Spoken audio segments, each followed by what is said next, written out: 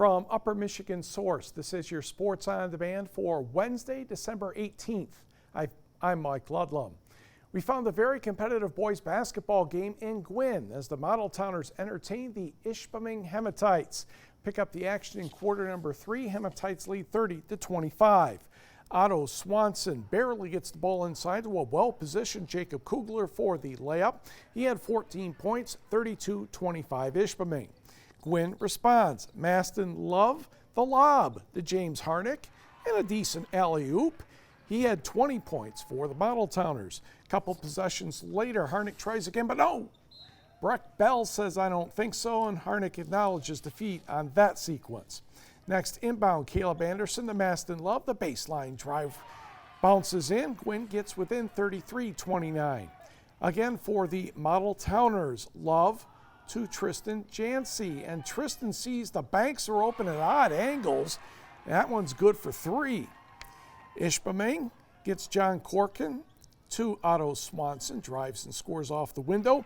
42-34 Hematites. Now Gwinn tied the score at 45 with 2.5 minutes left in the game. Ishpeming's Breck Bell sank a shot with 4.1 seconds to go. Hematites get Coach George Nemi his first win, 51-50.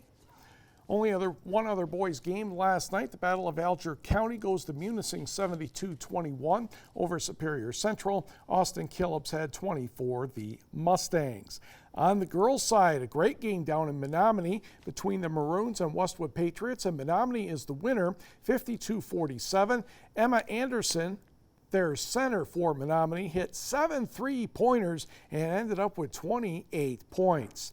Was Pickford 68, Newberry 51. Rudyard a point better than Cedarville 41-40, and Mackinac City holds off Detour 32-29.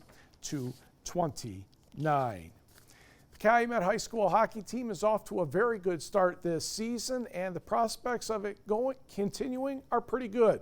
They're number 1 in the Great Lakes High School Conference, not to mention number 1 in the state of Michigan in Division III. TV6's Alex Klein tells us why the Copper Kings are playing so well. Calumet's start to the season couldn't get much better. A 6-0-0 record, scoring 27 goals and only allowing 5. We got some experience on defense. We got a lot of experience in net. A lot of experience is right. Alex Studebaker is a 3-year starter and just set the record for most shutouts in school history. With the 4-0 win Tuesday against Houghton, he's now at 11. I just feel great. I'm just so happy to play with just such a good team, and I just couldn't have done it without him. I can't even explain it. He battles in practice, he battles in the games, and he fights for every puck. And that's I think the biggest thing that I can see out of him. And this year, like I said, you can see a little bit his positioning's a little bit more on point this year, and he's seeing the puck right now really well. We just play a great defensive zone this year, and they just make it so all the shots are outside of what we call the house. And that just makes it so it's easy for me to track and easy for me to save, and it gets me settled in, though, where if I have to make a good save, it's not that bad. Head coach Dan Giacchino says the defense is what's driving them right now. We've been creating offense for us, and until we get in a little better shape, a little better offensively in terms of our puck movement, they're the ones controlling the game for us right now, and we needed them to do that early in the season until we get going at full strength up front. The Copper Kings' next opponent is Cranbrook Kingswood on Friday, December 20th. Alex Klein, TV6 Sports, Calumet. And congratulations to Negaunee softball pitcher Skylar Hall. She signed a national letter of intent to continue her career with the Lakeland Muskies in Wisconsin. Hall had a 15-3 record with 101 innings pitched and a 1.88 earned run average last season. She gave up 68 hits and had 172 strikeouts and just 17 walks. Like that ratio. Those are from the regular season. She was 3-1 in the state tournament, including a shutout in the regional final. The NMU men's basketball team has 2 non-conference games before heading into the Christmas break.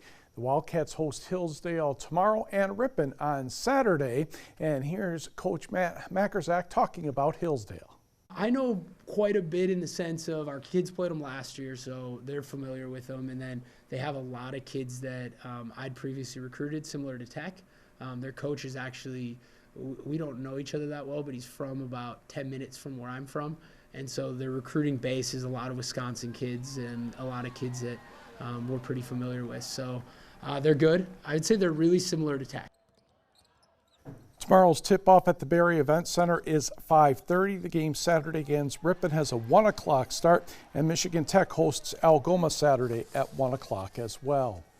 Free agent outfielder Avisail Garcia has finalized a $20 million two-year deal with the Milwaukee Brewers. The deal includes a 2022 club option and could be worth $30 million over 3 years.